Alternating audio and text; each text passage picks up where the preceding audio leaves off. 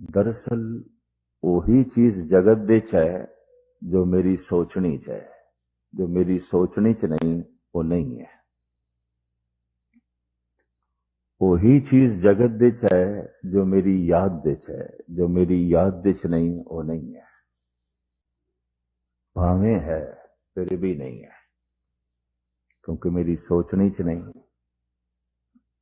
मेरी समझ दे च नहीं, मेरी याद दे च नहीं।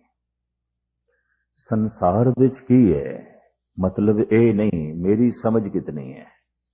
सवाल ये है जगत विच की कुछ है, ये मतलब नहीं मेरी यादां विच की है, मतलब ये है। दुनिया विच की है इसका कोई मतलब नहीं, मेरी जबान किसदा रटन कर दी है, मतलब ये है। जो मेरे शब्द दे च नहीं, जो मेरी समझ दे च नहीं, जो मेरी यादां दे च नहीं, नहीं है, वो है ही नहीं। इसनों इस तरह लेना है। वही है जो मेरी याद दे च है, वही है जो मेरी समझ दे च है, वही है जो मेरे कथन दे च है।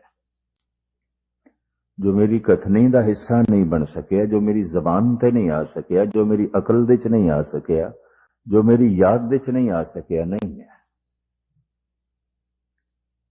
इस वास्ते धार्मिक ग्रंथां दा, रहबरी पुरुषां दा पूरा जोर है परमात्मा समझ दे च आ जाए, परमात्मा याद दे च आ जाए, परमात्मा रसना ते वज जाए। रसना ते वस गए नूं कहंदे ने शब्द जप। समझ दे च आ गए नूं कहंदे ने बौद्धक जप। यादां दे च आ गए नूं सिमरन जप। निरंतर याद चल रही है, निरंतर समझ चल रही है, निरंतर शब्द चल रहे हैं, निरंतर अंतरे तो बिना लगातार लगातार एक कोई शब्द जबान से चल रहा है जप। लगातार एक कोई समझ चल रही है बौद्धक जप। और लगातार एक ही याद चल रही है, बार बार चल रही है, वही याद चल रही है, अंतरे तो बिना चल रही है, सिमरन जप। ते हुण मैं फिर अर्ज कर दिया, जो मेरी जप दे च नहीं आ सकिया, चाहे वह बौद्धिक जप है, चाहे सिमरन जप है, चाहे कथन जप है, वो नहीं है। भावें संसार विच बहुत कुछ है, बहुत कुछ है, इतना कुछ है कि असीं कह सकते हैं असीम। साडी समझ तो भी परे, साडे कथन तो भी परे, साडी यादां तो भी परे। गुरबाणी ऐसा कहती है, मनुख की समझ की सीमा करके संसार की सीमा बन जाती है, वरना संसार असीम है। मनुख की समझ की सीमा करके इस ब्रह्मंड की सीमा बन जाती है, वरना ब्रह्मंड असीम है। मनुख की सीमत समझ करके निरंकार की सीमा बन जाती है, नहीं तो निरंकार असीम है। और मनुख की सीमत समझ करके शरीर की सीमा बन जाती है, वरना यह शरीर भी असीम है। जो ब्रह्मंडे सो ही पिंडे। जो ब्रह्मंड दे च है विस्तार दे च, वही सूक्ष्म रूप दे च इस पिंड दे च है। जो सूक्ष्म रूप दे च पिंड दे च है, वो विस्तृत रूप दे च ब्रह्मंड दे च है। ਤੇ ਜੇ ਸਾਰੇ ਬ੍ਰਹਿਮੰਡ ਨੂੰ ਸਮਝਣਾ ਔਖਾ ਹੈ ਤਾਂ ਉਸ ਪਿੰਡ ਨੂੰ ਸਮਝਣਾ ਕਿੱਥੋਂ ਸੌਖਾ ਹੈ।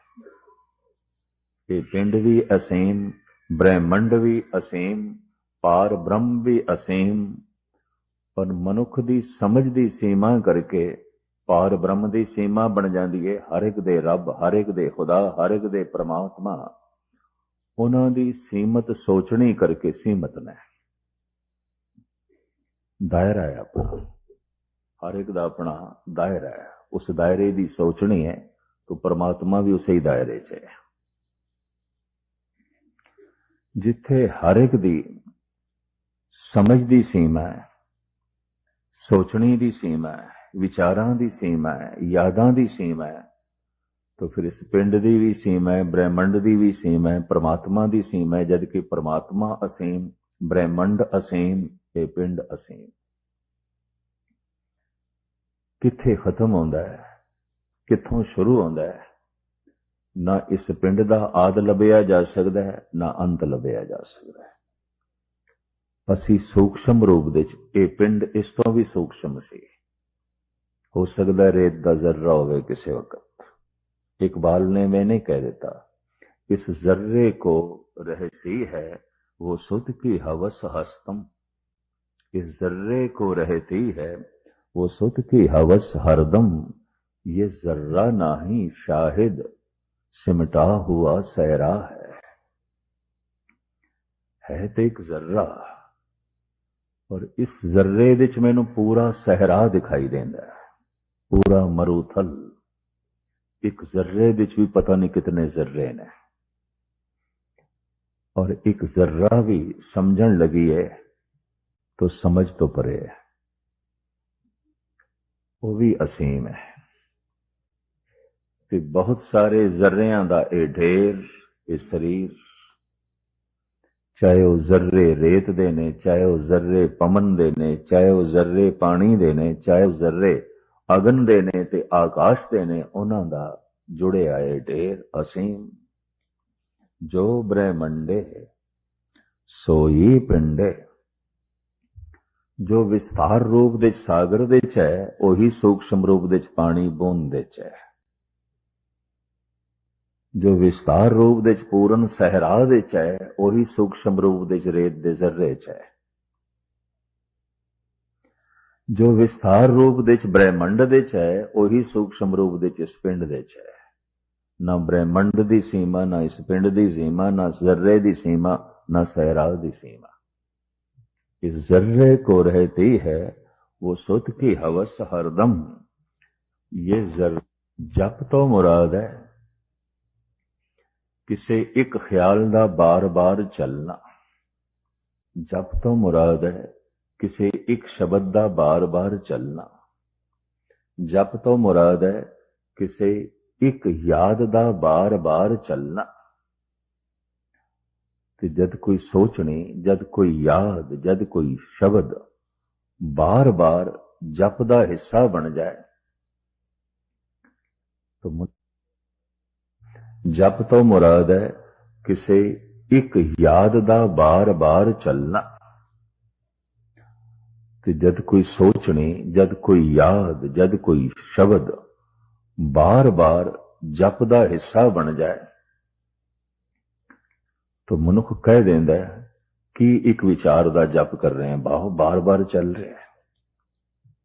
की जप कर रहे हैं, एक कोई बोल बार बार बोली जा रहे हैं। की जप कर रहे हैं, एक कोई गल बार बार याद करी जा रहे हैं। धन गुरु नानक देव जी महाराज ने वक्त दे अवतारी पुरुष, उन्होंने अपनी पहली रचना, आद रचना, मूल रचना, उसका नाम जप रखे। जप तो पहले जो मूल मंत्र जिसकी वजाहत पिछले साल आपने सरवण की थी, ये गालबन 33 रूप दे वड्डे रूप विच गुरु ग्रंथ साहब जी महाराज दे आया, छोटे रूप विच सैकड़े दफा। और ये मूल मंत्र एक तो शुरू होंदा है पर प्रसाद ते समाप्त हो जाता है। क्योंकि प्रसाद तो बाद दो डंडियां आ जांदियां, लाइनां, लकीरां।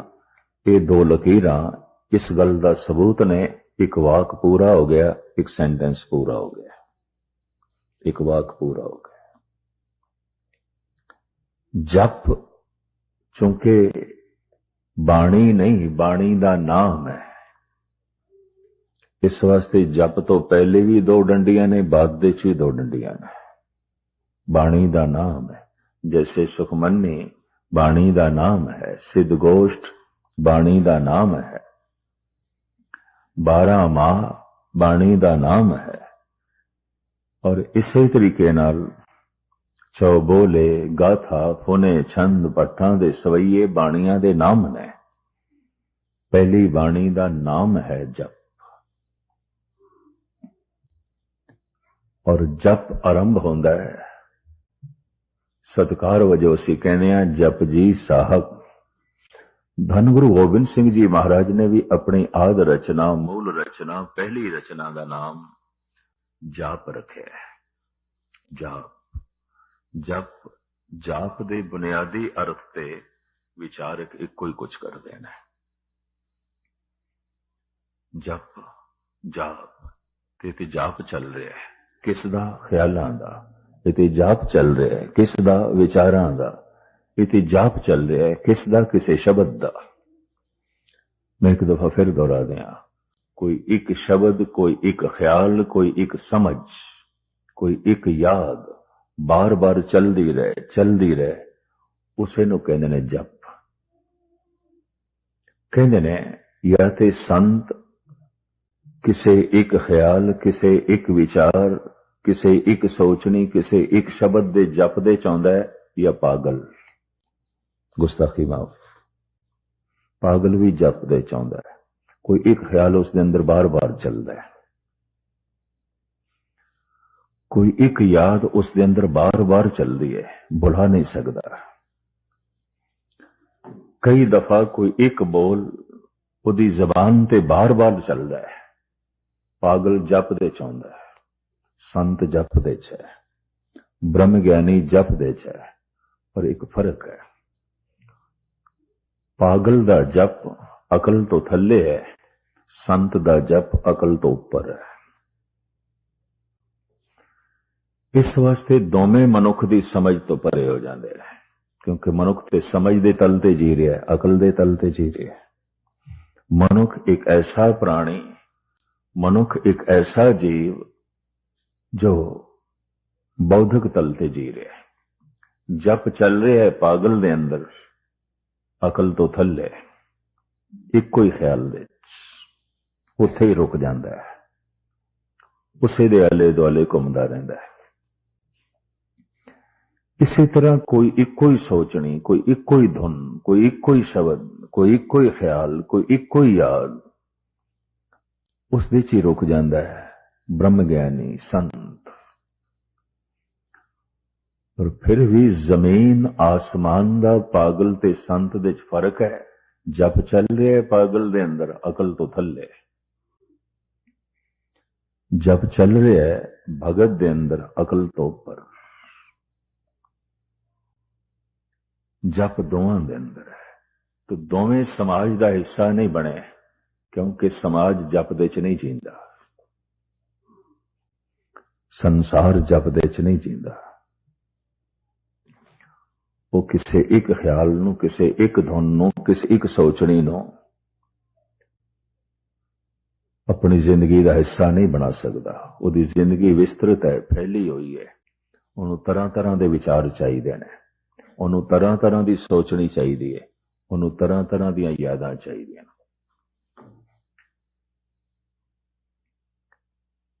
पर संत कहंदा है सभे गल्लां विसरन इको विसर ना जाओ। भूल जाए सब कुछ भी ना चले, बस इको ही जप चले। गुरु नानक दी पंक्ति सभे गल्लां विसरन इको विसर ना जाए। भूल जाए सब कुछ, निकल जाए सब कुछ समझ तो, चला जाए सब कुछ जबान तो, पर एक ना जाए उसदा जप चले। संत दी ए मंग है, पागल दी ए मजबूरी है। पागल मजबूरी च जप दे च जीवंदा है, क्योंकि उसका संतुलन डावाडोल हो गया, उसकी अकल कम नहीं करती। इतने तनाव इतने दुख इतनियां विपतावां इतनियां बेचैनियां च ओ जीवे है, टूट गया थल्ले। ये सदी सियाणे धार्मिक सियाणे कहने ने पागलपन की तरफ जा रही है। ऐसियां सोचां जो जीवन का बोझ बनदियां ने, भार हल्का नहीं करदियां। ऐसियां यादां जो जिंदगी का बोझ वधांदियां ने, घटांदियां नहीं। ऐसी समझ जो बोझ ही बन जाती है, हल्का नहीं करती, तो टुटेगा मनुख और की होगा। तो सदी पागलपन की तरफ जा रही है।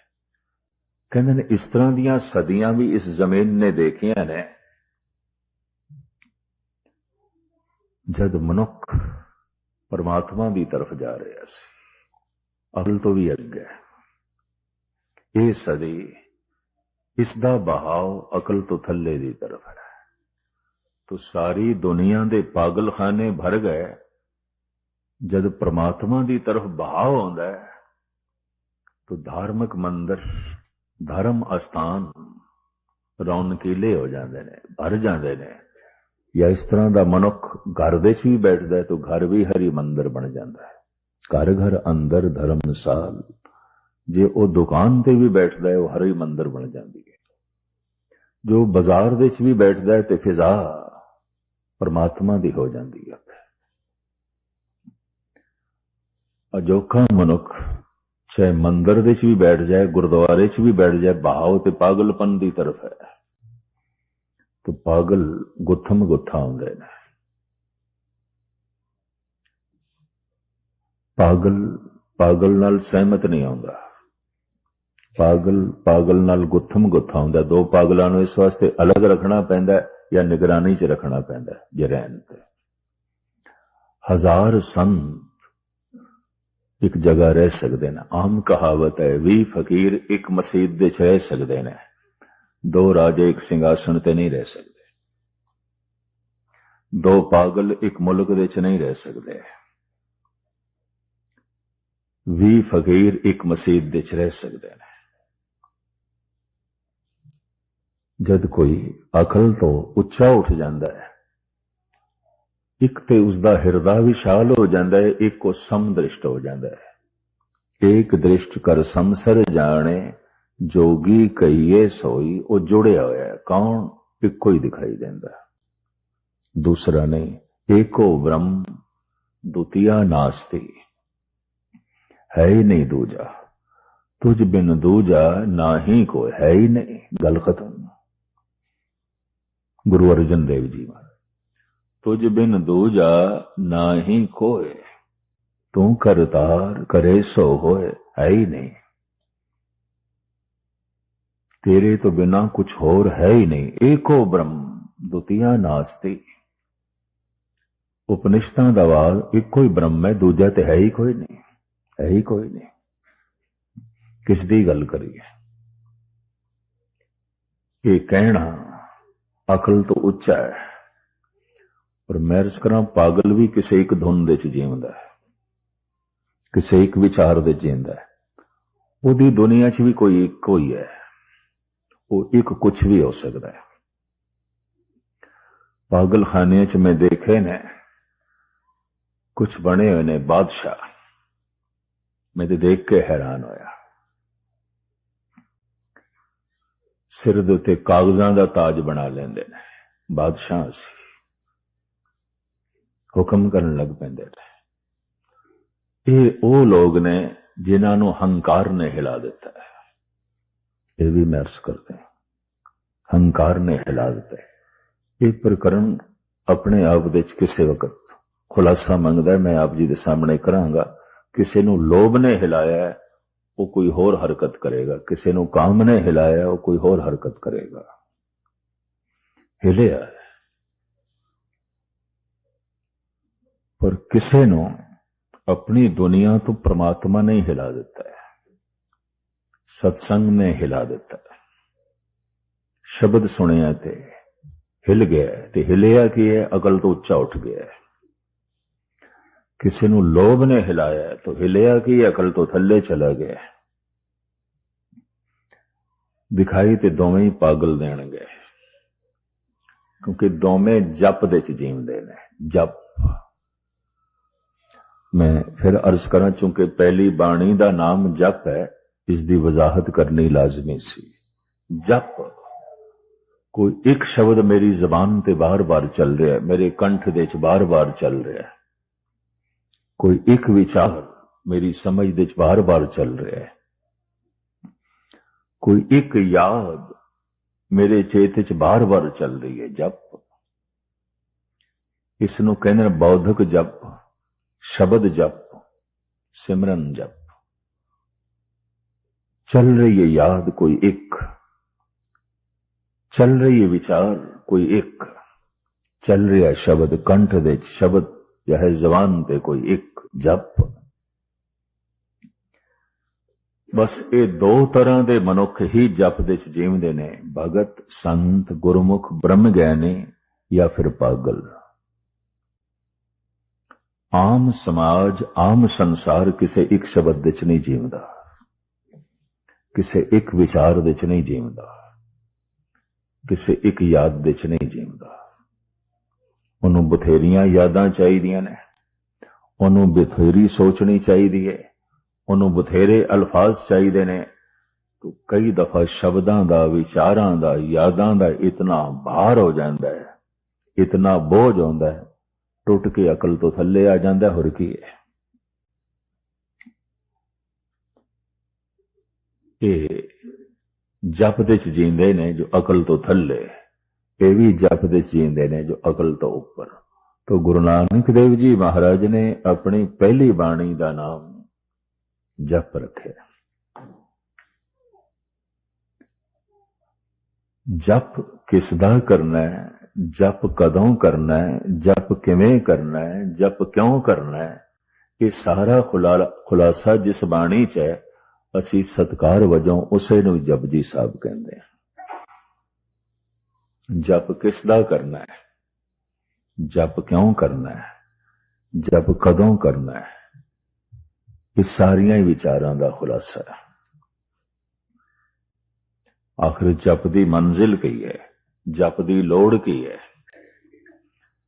इन्हां सारियां ही गल्लां दा खुलासा जिस बाणी दे च है, गुरमत दे च असी उसनूं जप कहंदे हां। गुरु नानक ने उसका नाम जप रखे। तो जपजी साहब दे च दो सलोक ने, एक अखीर दे च पवन गुरु पाणी पिता माता धरत मात, एक पहले है आद सच जुगाद सच, ये सलोक है। इनू सलोक दे रूप में गुरु अर्जन देव जी ने सुखमनी साहब दे दर्ज किया है। आद सच सलोक, आद सच जुगाद सच, ऐडी सच नानक होसी ई सच। जो कावे कला नू समझदे ने, जो इल्मे शायरी दे थोड़ा जिहा शौक रखते हैं, उन्होंने पता होगा भारत दे कावे कला दे सवैये ने, कवित ने, सलोक ने, दोहे ने, छंद ने, और छंद हजारां तरह दे ने, फिर तरह तरह दे पदे ने, पौड़ियां ने, ये बेशुमार ने। छंद भी कई तरह दे, बहुत सारे छंदां दे दर्शन ते तुसी जाप साहब दे च कर सकते हो। चाचरी छंद, भुजंग भरिया छंद, एक अछरी छंद तुसी देख सकते हो उत्थे। और हैरानगी है, इतने छंद जाप साहब दे छपे छंद, ये छंदां दे नाम ने, कावे शैली दे नाम ने। जैसे उर्दू शायरी दे विचारक सियाणे पुरुष कहंदे ने ये नज़म है, ये गजल है, ये कित्ता है, ये रुबाई है। इस तरह भारतीय काव्य कला नू समझण वाले कह दिंदे ने सवैया है, ये कवित है, ये पौड़ी है, ये